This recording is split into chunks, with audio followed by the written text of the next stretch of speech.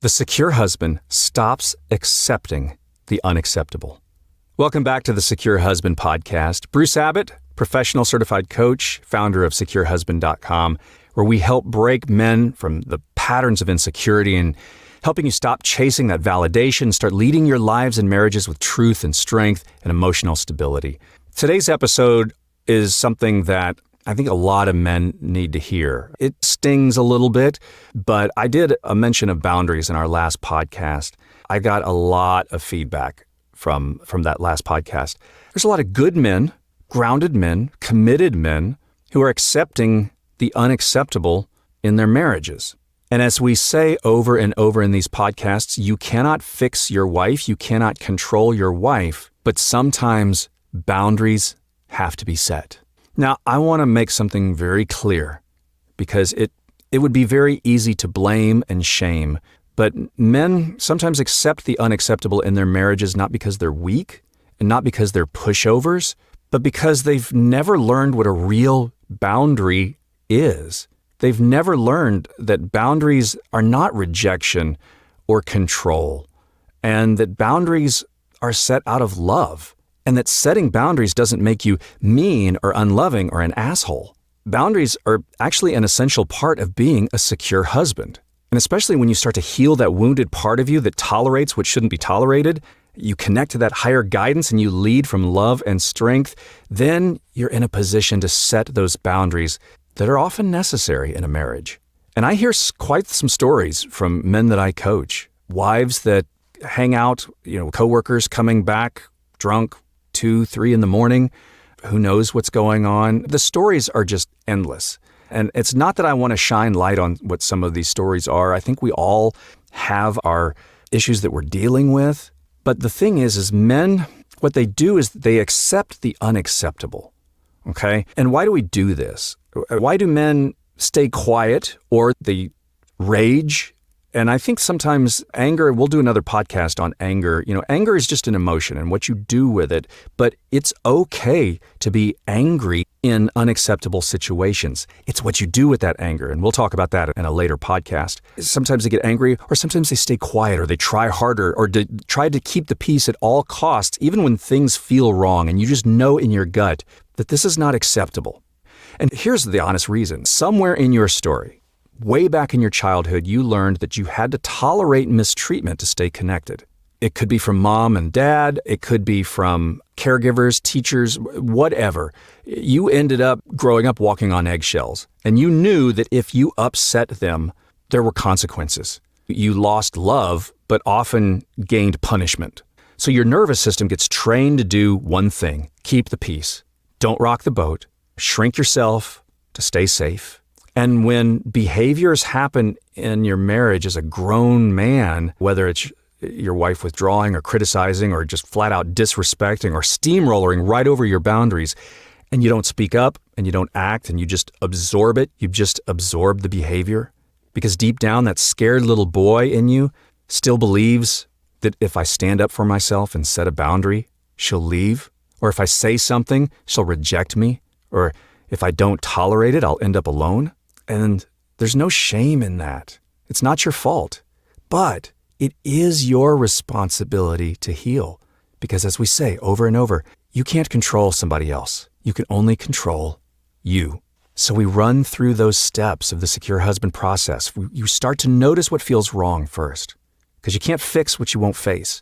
Most men who are tolerating disrespect don't even know they're doing it because they've normalized dysfunction. I mean, they'll say things like, yeah, she's just like that. She's a firecracker, or that's just how she is, or I probably deserved it, or oh, if I say something, it'll just make it worse. And just stop, take a deep breath, and tune in. Notice what actually feels off, not in your head, but in your body. That knot in your stomach and that tightness in your chest, that quiet resentment you keep pushing down. That's not weakness. That's wisdom. That's telling you something right there. You're feeling it. Your body is telling you what your logic has been taught to ignore. This isn't okay. I'm not safe here. Something has to change. Now, I want to make something very clear. When I say you're not safe here, if there's physical abuse, I know a lot of men think women don't, The stories are out there. Women can physically abuse men, and it happens. Again, if you are being physically abused, physical harm, you need to reach out and you need to get out of that situation and you need to get some help right away, okay? And I'm also talking mostly about emotional safety here. So when you're saying that you're not feeling safe, a lot of times for men, it's emotional safety. And something has to change. And this is the starting line of reclaiming your power by getting honest about what hurts, even if you've been hiding it from yourself. And then you decide to lead yourself. And this is where most men get stuck because they're waiting. They're waiting for her to change, or waiting for a better time to speak up, or they're waiting to get the courage to finally say something. And they're waiting until they don't feel scared anymore. Here's the thing. The secure husband doesn't wait on feelings to lead. You don't gain courage or overcome fear without doing what makes you fearful. So you don't wait until you feel ready to say something. You say something, and that helps you overcome the fear. And you choose leadership, even when it's uncomfortable. And believe me, it will be uncomfortable. This is not easy work to do. But you're not going to abandon yourself here. And you tell that to yourself. I'm not going to keep tolerating pain to avoid conflict. I'm going to lead with truth because I am worthy of a marriage filled with love and respect and not disrespect.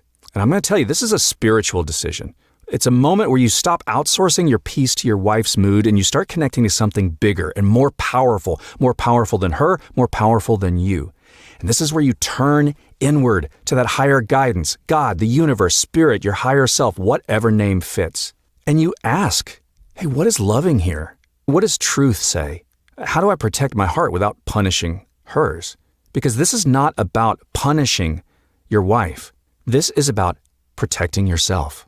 And that higher wisdom is probably going to sound something like this. You're not here to be controlled. You're here to love, but not at the cost of your dignity. And then you connect to that part of you who learned to accept the unacceptable, that inner boy who stayed silent to stay safe. You can picture him. Maybe he's 4, 5, 6 years old, maybe 12, maybe 17. Maybe he's sitting in his room trying to please, trying to avoid punishment, trying to earn approval. Maybe he just had another traumatic event.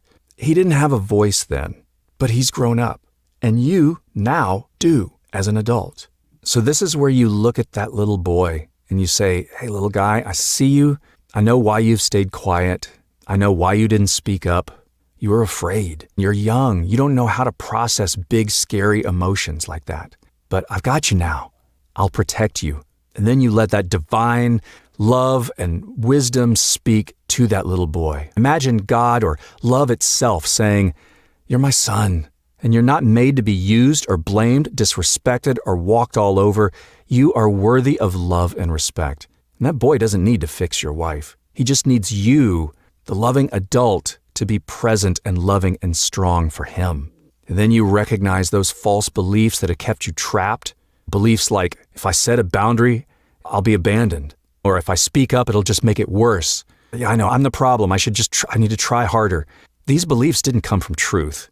They came from survival. But you're not that little boy anymore. You're a man now. And truth sounds different. As an adult, truth says I can set boundaries and still be loving. And that my voice matters. And it's not unkind to protect my heart. And I don't have to choose between connection and self-respect. And then your spiritual guidance becomes your compass here. And you ask, what does love say about this? What would I want my son to believe about this? And what belief sets me free? And this step clears the fog. It gives you that clarity you need to take action. And that's when you set the boundary. And this is important because boundaries are not ultimatums. I'm going to repeat that again. Boundaries are not ultimatums. They are not threats. They are not about control. They are about clarity and protection. And a secure husband sets boundaries calmly and clearly, without shame and without apology. So what might that look like? Okay, you know what? Honey, it's not okay to yell at me. I'll continue this conversation when we're both calm and leave the conversation. Or you might say, hey, you know what? I want to be close, but I'm not okay with being shut out for days without communication. Or, wife, it's not okay to talk to me in that way in front of the kids, and I'm not going to accept that anymore. Notice no blame, no threats, just truth spoken with love. You're not trying to punish her. You're not trying to fix her. What you're saying is, I love you and I love myself too. And this behavior is not welcome in my life anymore. And that's power. That's security. That's spiritual leadership. And if she ignores those boundaries, you put stronger boundaries up. And eventually, if you keep putting stronger and stronger boundaries up and she keeps trying to steamroll right through those boundaries, that tells you something about your marriage. That sounds harsh, but that's loving. And it just may be that this is not the person for you. The good news is in most situations in marriages, when you put up loving boundaries, when you're a good man married to a good woman and you just have dysfunction going on, if there's true love there, a lot of times that will heal a lot of things. But you have to stand firm and trust love. And this is where most men, they backpedal, because once you set a boundary, it gets tested. Boundaries are not pleasant to the other person. So she might push back and get cold and try to guilt you. And your inner boy might start to panic and, oh, did I do something wrong? See, I knew if I set a boundary, it would make it worse. No. What if she pulls away forever? Maybe I should take it back. Yeah, I'm sorry, baby. I'm sorry. I didn't really mean that. This is where you root yourself in spiritual truth. You don't stand firm out of pride. You stand firm out of love, because love says that real connection cannot exist without respect. And real love says, I'm not here to be punished to keep the peace. And real love says, if it costs my self-worth, it's not love. It's a trauma bond. So you let the divine anchor you, and you remind yourself, I'm held, I am safe, I am loved, I am not alone. You don't need her to agree, and you don't need her to change overnight. You only need to stay aligned with truth and walk forward one loving step at a time. Setting boundaries is not being alpha male, and it's not about getting your way and manipulating, but it's about refusing to lose yourself in the name of love.